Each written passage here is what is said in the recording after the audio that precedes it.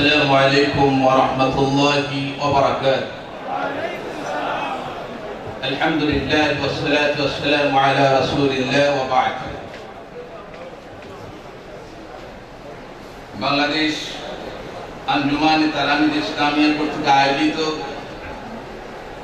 বিভাগীয় সদস্য সম্মেলন 2022 এর সম্মানিত সভাপতি, প্রধান অতিথি, প্রধান বক্তা, বাংলাদেশের শীর্ষস্থানীয় উলামায়ে কেরাম, বিভিন্ন ইউনিভার্সিটি প্রফেসর বৃন্দ, বিভিন্ন কামিল মাদ্রাসা, ফাজিল আলিম মাদ্রাসার অধ্যক্ষ বৃন্দ সহ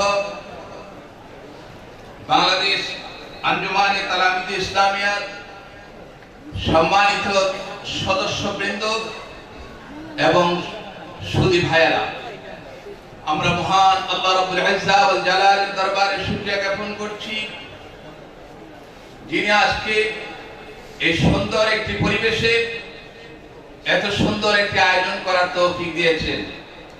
আমরা সকলে পড়ছি আলহামদুলিল্লাহ।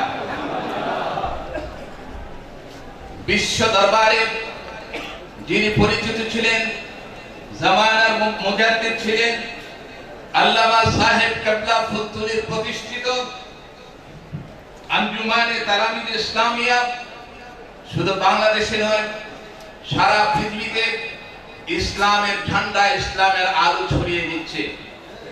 আমি অভিভূত হয়েছি। আমি মনে করতে পারি নাই যে তালামিদ ইসলামিয়ার সদস্য সংখ্যা এত বেশি। আজকে আমার বিশ্বাস হয়েছে, আজকের এই ছাত্র সমাজ যদি জেগে ওঠে, আজকের এই যুবক সমাজ যদি জেগে ওঠে, তাহলে হযরত ইব্রাহিম আলাইহিস সালাতু ওয়াস সালাম সম্পর্কে কোরআনে কারীমের মধ্যে আল্লাহ সুবহানাহু ওয়া তাআলা যে বলেছিলেন, ক্বালু সামি'না ফাতান ইয়াযকুরুহুম ইউকালু লাহু ইব্রাহিম। ইব্রাহিম আলাইহিস সালাতু ওয়াস সালাম মূর্তি ভাঙা দিয়ে তাওহীদের জান্নাত, তাওহীদের পক্ষে পৃথিবীতে তাওহীদকে প্রতিষ্ঠা করার জন্য চেষ্টা করেছিলেন।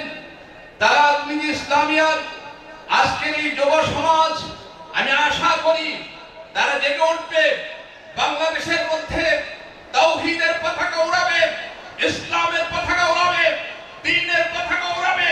ইসলামের বিরুদ্ধে যারা কথা বলছে, ইসলামী শিক্ষার বিরুদ্ধে যারা কথা বলছে, তাদের ঘাড়গুলো বেঁকে দিয়ে ইসলামী শিক্ষাকে বাংলাদেশের মধ্যে প্রতিষ্ঠা করবে।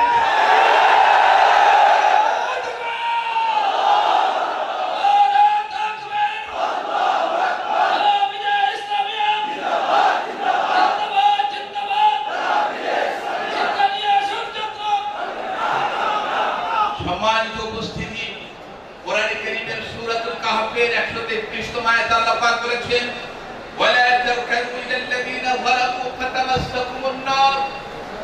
যারা জালিম, তাদের সাথে তোমরা সম্পর্ক রাখবে না, তাদের সাথে মুআমালা করবে না, তাদেরকে বন্ধু হিসেবে গ্রহণ করবে না।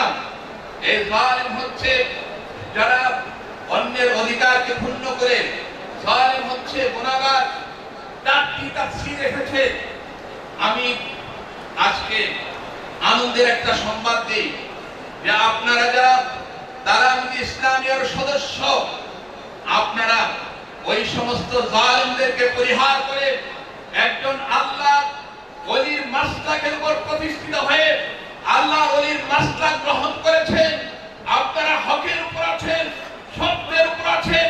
এই সত্যের উপর, হকের উপর যদি অটুট থাকেন, ইনশাআল্লাহ দুনিয়াতে যেমন সফলকাম হবেন, পরকালে ইনশাআল্লাহ আল্লাহর ওলির সাথে, আল্লাহর নবী মুহাম্মদ সাল্লাল্লাহু আলাইহি সাল্লামের সাথে একই জান্নাতের মধ্যে পৌঁছতে পারবেন ইনশাআল্লাহ। আমি ধন্যবাদ জানাই আজকে যারা এত সুন্দর আয়োজন করেছে আমাকে বক্তব্য দেওয়ার জন্য।